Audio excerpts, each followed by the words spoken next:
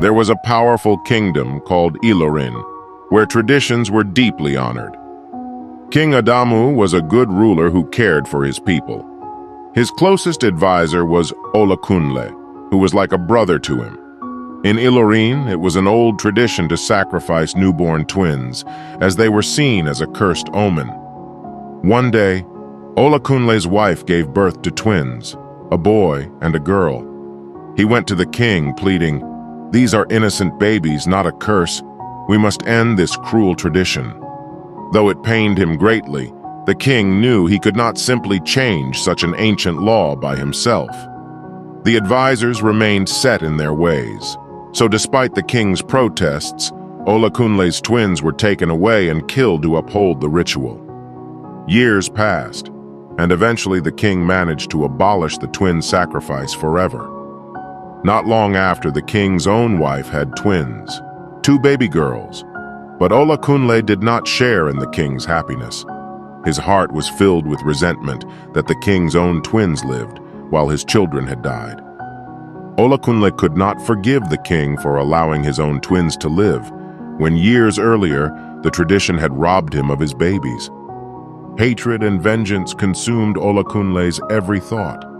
He began meeting in secret with others who were outraged by the abolished twin sacrifice. Together, they plotted to make the king pay for defying the ancient laws and keeping his twins alive. When the time was right, they struck. Olakunle led the conspirators straight into the royal chambers.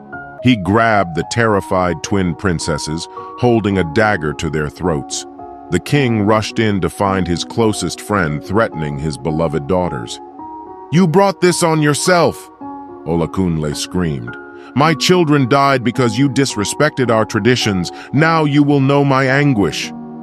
The king's guards tried to wrestle his daughters away, but Olakunle was out for blood. "Please, my friend," the king pleaded. "More violence only breeds more hatred and sorrow. We can find peace." But Olakunle's mind was made up. In his grief over his slain twins, he could not be reasoned with. The king could see his once loyal friend was consumed by anguish over the deaths of his own twins years ago.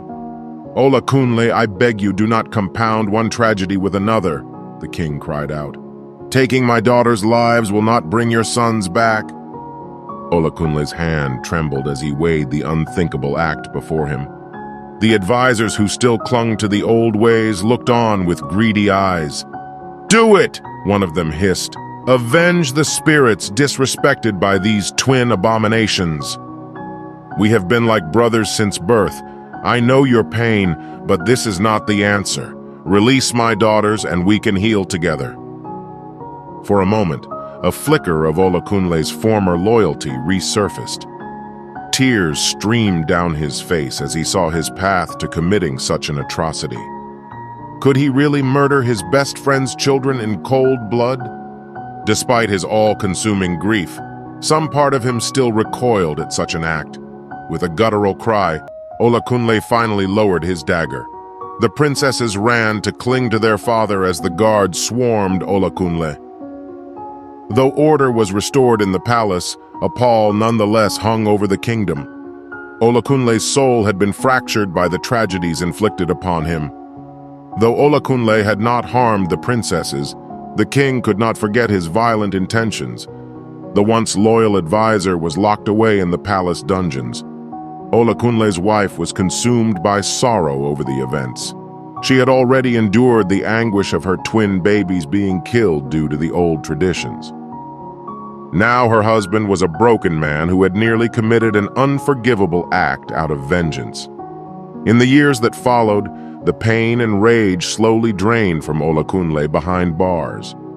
He was left a hollow shell of himself, regretting his path of hatred and violence. Meanwhile, the twin princesses grew into beautiful, kind-hearted young women under their father's guidance. The people celebrated the first twins allowed to survive in the kingdom. One day, the elderly king summoned Olakunle's wife to the throne room. In a show of mercy, he pardoned Olakunle and reinstated him as an advisor. "The healing can finally begin," the king said. but he must reject the toxic views that once polluted his heart. When husband and wife were reunited after so many years, there were only embraces and tears between them. No words were spoken of the past. From that day forward, the family was determined to find peace together. Though the road was long, the kingdom had finally turned toward a new age of understanding.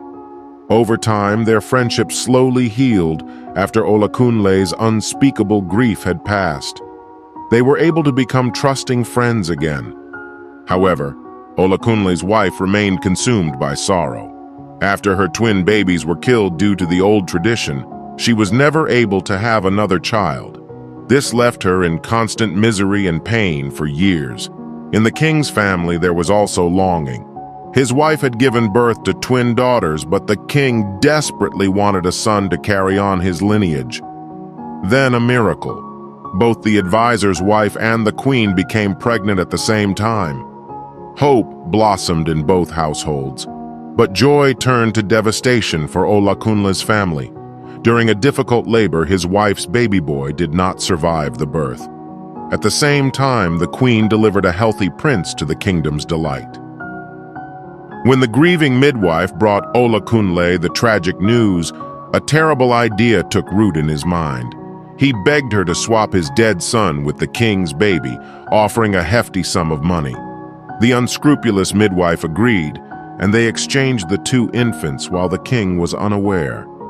Later, when the midwife brought the newborn to the king with news his son had died, the poor man wept bitterly, cradling the supposedly lifeless bundle.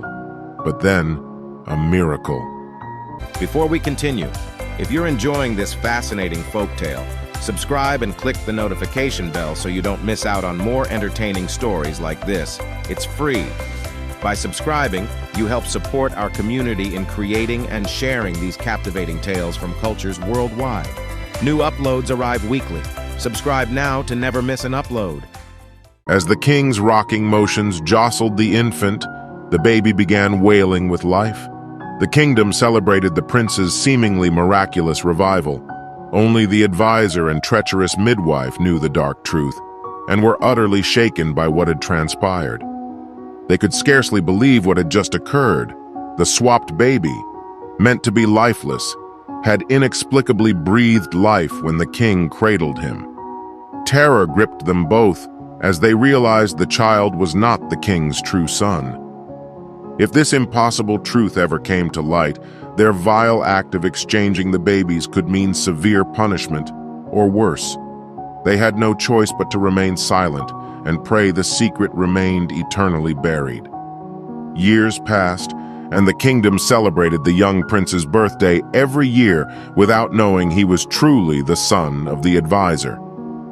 Meanwhile, in the advisor's household, they raised the king's actual flesh and blood, unaware of his true heritage. The advisor and midwife lived in constant dread that somehow the monumental deception might be exposed.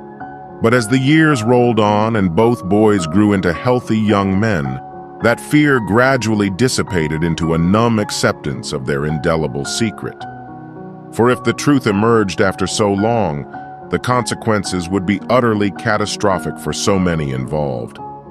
All they could do was persist in the facade.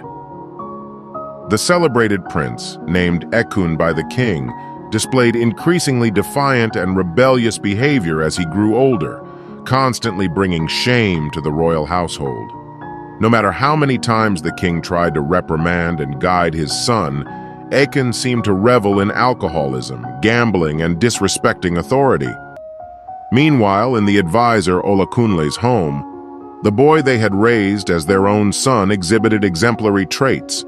Named Tiliki, he was humble, hard-working, and deeply respectful of his parents. The people adored young Tiliki's kindness and strong moral fiber whenever he interacted with them. He was everything the kingdom hoped their future prince would be.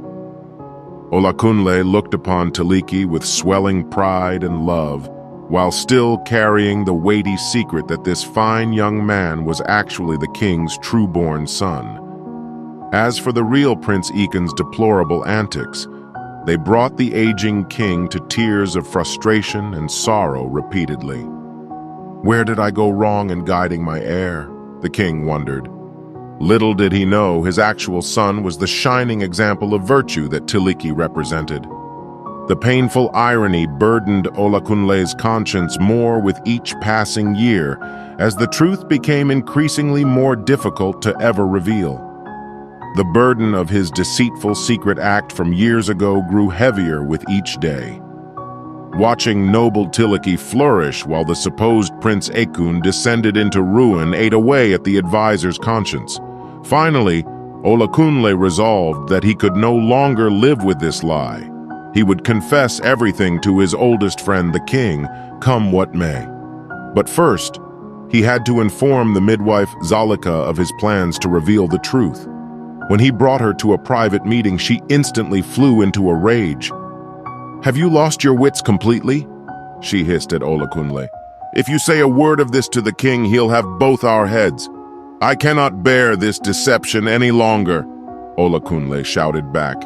"It eats away at my soul to see that wretched Ekun being celebrated as heir while Tiliki toils in obscurity."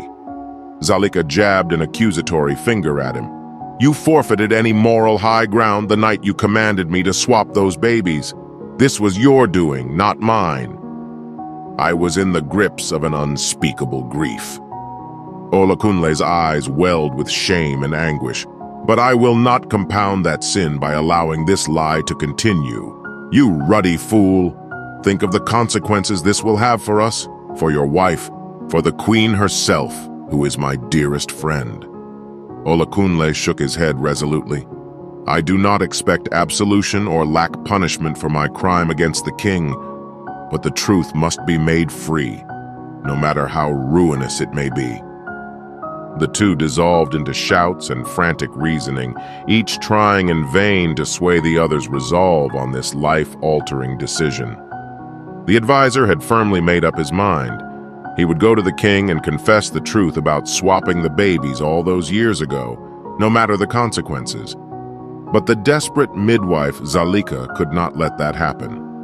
She knew coming clean would destroy numerous lives, including her own and that of her dear friend, the queen. As he moved towards the door, she spotted a heavy stone paperweight on the table and snatched it up. With an anguished yell, Zalika brought the weight down upon the back of Olakunle's unhelmeted head.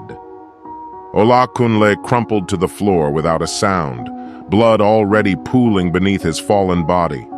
In an instant, the advisor's noble quest to reveal the burdensome truth had been cut brutally short.